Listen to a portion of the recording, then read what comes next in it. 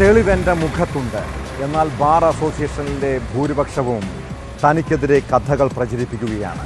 ഞാൻ തുണി പിടിച്ചു വലിച്ചു എന്നുവരെയും പറയുന്നു. സഹപ്രവർത്തകർ കൂടെ നിൽക്കില്ലെന്ന് പൂർണ്ണ ബോധ്യമായി. അഭിഭാഷകർ ഇരയ്ക്കൊപ്പമല്ല, വേട്ടക്കാരനൊപ്പമാണെന്ന് അഡ്വക്കേറ്റ് ശ്യാമലിയുടെ ശബ്ദ സന്ദേശത്തിലുണ്ട്. ഇനി ആ യുവതിയുടെ പ്രതീക്ഷ കോടതിയിലാണ്. ജൂനിയർ അഭിഭാഷകയെ ക്രൂരമായി മർദ്ദിച്ച കേസിൽ അഭിഭാഷകൻ ബെയിലിൻ ദാസ് ജയിലിൽ തന്നെ തുടരും. ഇയാളുടെ ജാമ്യാപേക്ഷയിൽ വിധി പറയുന്നത് കോടതി തിങ്കളാഴ്ചത്തേക്ക് മാറ്റി. ജൂനിയർ അഭിഭാഷകയെ സംരക്ഷിക്കേണ്ട ഉത്തരവാദിത്വം സീനിയറിനുണ്ടെന്ന് വാദത്തിനിടെ കോടതി പറഞ്ഞു.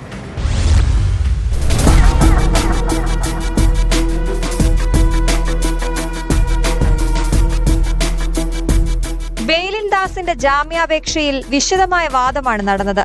നിയമത്തിൽ നല്ല അറിവുള്ള ബെയിലിന് ജാമ്യം നൽകിയാൽ സാക്ഷികൾ സ്വാധീനിക്കപ്പെടുമെന്നായിരുന്നു പ്രോസിക്യൂഷന്റെ വാദം. പ്രതിയുടെ ഓഫീസിലുള്ളവരും സാക്ഷികളാണ്. ശ്യാമലിയുടെ രഹസ്യമൊഴി രേഖപ്പെടുത്തിയിട്ടില്ല എന്നതും പ്രോസിക്യൂഷൻ ചൂണ്ടിക്കാട്ടി.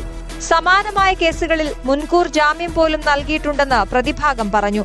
പ്രതിയെ ശ്യാമലി ആക്രമിക്കുകയായിരുന്നു. ബെയിലിന് അതിൽ പരിക്കേറ്റു. പ്രകോപനമുണ്ടാക്കിയത് ശ്യാമലിയാണെന്നും ബെയിലിന്റെ അഭിഭാഷകൻ വാദിച്ചു. കോടതി നടപടിയിൽ ശ്യാമലി ആശ്വാസം പ്രകടിപ്പിച്ചു. എനിക്ക് ഓൾറെഡി നീതി ലഭിച്ചു കഴിഞ്ഞു. ഇനി കോടതിയുടെ തീരുമാനം എന്ത് തന്നെയായാലും ഞാനത് അംഗീകരിക്കുന്നു എന്നുള്ളതാണ്. ഇത്തരത്തിലൊരു അനുഭവം ആർക്കും തന്നെ ഉണ്ടാവരുത്. ഇനി ഇതൊരു ആവർത്തനം, ഇനി ഒരിക്കൽ സംഭവിച്ചു ഇത് ആദ്യത്തെയും അവസാനത്തെയുമായി തീരട്ടെ എന്നുള്ളതാണ്.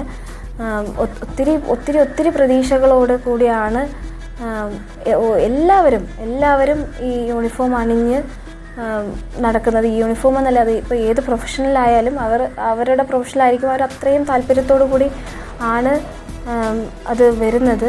അപ്പോൾ ഇത്തരത്തിൽ ഇനി ഒരു സംഭവം ഒരിക്കലും ആർക്കും, ഒരു ജൂനിയേഴ്സിനും ഒരു സീനിയേഴ്സിനും ആർക്കും തന്നെ ഉണ്ടാവാതിരിക്കട്ടെ.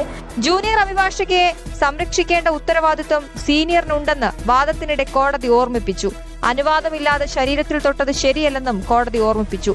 എന്നാൽ ലൈംഗിക ഉദ്ദേശത്തോടെ ആയിരുന്നില്ല അതെന്നായിരുന്നു പ്രതിഭാഗത്തിന്റെ വിശദീകരണം. അതിനിടെ അഭിഭാഷകരുടെ വാട്സ്ആപ്പ് ഗ്രൂപ്പിൽ അഡ്വക്കേറ്റ് ശ്യാമലി ഇട്ട ഓഡിയോ സംഭാഷണവും ചർച്ചയാകുന്നുണ്ട്. ഇത്രയും വിക്ടിം ബ്ലെയിം ചെയ്യാൻ ഞാൻ എന്ത് തെറ്റ് ചെയ്തു എന്നുള്ള കാര്യം എനിക്കറിയില്ല. എന്റെ എവിഡൻസ് എന്റെ മുഖത്തുണ്ട്. അത് ഇപ്പോ എനിക്ക് മനസ്സിലായി. എന്റെ സഹപ്രവർത്തകർ എന്റെ കൂടെ നിൽക്കില്ല എന്നുള്ള കാര്യം എനിക്ക് പൂർണ്ണ ബോധ്യമായി. അത് നാളെ ഞാൻ ഇത് മീഡിയയെ അറിയിക്കും. നാളെ നിങ്ങളുടെ വീട്ടിലുള്ളവർക്കോ നിങ്ങളുടെ മക്കൾക്കോ നിങ്ങളുടെ സഹോദരികൾക്കോ ഈ ഒരു അവസ്ഥ വരാതിരിക്കട്ടെ. ഈ ഒരു അവസ്ഥ വന്നാൽ മാത്രമേ എന്റെ സ്ഥാനത്ത് ഈ ഒരു അവസ്ഥയിൽ നിങ്ങളുടെ ആരെങ്കിലും നിന്നാൽ മാത്രമേ നിങ്ങൾക്ക് ഇത് മനസ്സിലാകൂ.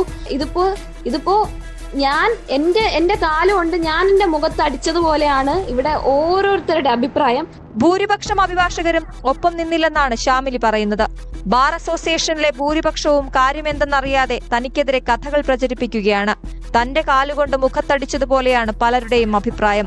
സഹപ്രവർത്തകർ കൂടെ നിൽക്കില്ലെന്ന് പൂർണ്ണ ബോധ്യമായതായും കൂടുതൽ കാര്യങ്ങൾ മാധ്യമങ്ങളെ അറിയിക്കുമെന്നും ശ്യാമലി പറഞ്ഞു.